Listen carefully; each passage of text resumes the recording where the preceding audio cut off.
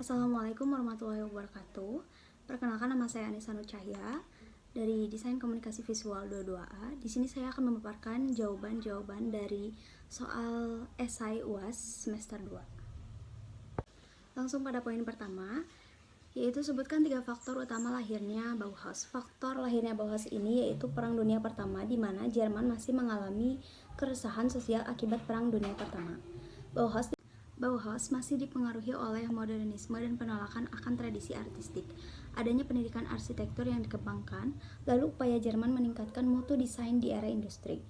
Keraguan dan sikap anti perang mulai bermunculan, dan akhirnya para seniman, juga arsitek, menerbitkan manifesto dan petisi anti perang. Poin yang kedua yaitu contoh karya yang lahir di era Bauhaus. Salah satu yang paling terkenal di era Bauhaus ini ialah Gustav Stolz, yaitu kepala pelatihan bidang tenun dari 1926 sampai 1931. Nama lain yang juga penting adalah Annie Albers yang kemudian menjadi kepala bidang tenun pada 1931. Poin yang ketiga yaitu ciri-ciri gerakan Swiss Style. Yang pertama ini memanfaatkan ruang negatif, yang kedua bersih dan sederhana, ketiga lebih sering menggunakan font sans serif, dan yang terakhir, yang keempat, layout asimetris. Next, poin yang keempat yaitu contoh-contoh karya Swiss Style. Nah, contoh-contoh karya Swiss Style ini terdapat dalam sampul buku saku yang dirancang Rudolf de Harak untuk penerbit McGraw-Hill. Jika dilihat dalam foto sampul buku tersebut, nampak desain sampul buku tersebut dibuat sederhana namun terlihat rapi. Setiap sampul menunjukkan judul buku dan penulis, sering disejajarkan dengan kisi rata kiri dan kanan compang-camping. Satu gambar yang mencolok mencakup sebagian besar jaket. Seperti yang dilihat dalam sampul buku tersebut, kesederhanaan non-estetik sangat kental dari penyusunan teks dalam postingan tersebut, membuat siapapun yang melihatnya menjadi tertarik dengan konten yang disajikan font page tersebut. Poin yang kelima yaitu prinsip dasar lahirnya pop art.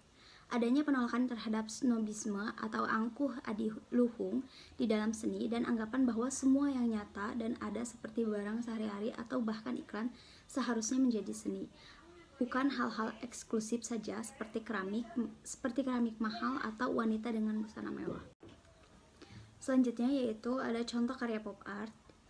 Di sini contoh karya pop art berjudul Masterpiece oleh Roy Lichtenstein ialah lukisan seni pop tahun 1962 oleh Roy Lichtenstein yang menggunakan titik-titik band daf klasiknya dan konten naratif yang terkandung. Selanjutnya yaitu ada karya yang mewakili desain grafis di Indonesia pada tahun 2002, yaitu majalah desain grafis pertama, Blank Magazine, terbit di Yogyakarta dengan visi ingin memberdayakan orang-orang kreatif melalui sudut pandang visual yang ekstrim.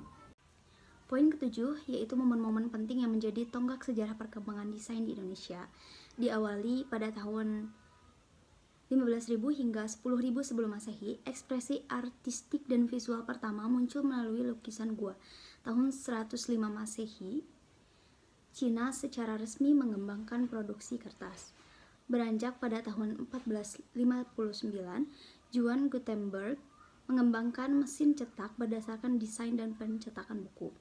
Lalu pada tahun 1712, mesin uap pertama Thomas Newcomen muncul, meletakkan fondasi dasar pengembangan industri, dan pada tahun 1839, Louis Daguerre menetapkan prinsip-prinsip fotografi melalui fotosensitif. Lalu, pada tahun 1839, Louis Daguerre menetapkan prinsip-prinsip fotografi melalui fotosensitif. Setelah itu, di tahun 1919, sekolah Jerman di Bauhaus menetapkan prinsip-prinsip penting seni, desain, dan arsitektur. Dan juga pada tahun 1957, desainer Swiss Max mengembangkan tipografi. Setelah beroperasi selama kurang lebih 2 tahun, yaitu pada tahun 2002 sampai 2004, Blank Magazine harusnya ditutup pada 3 Maret 2004. Setelah merugi lebih dari 140 juta rupiah, penerbitan majalah ini berlangsung hingga 6 edisi.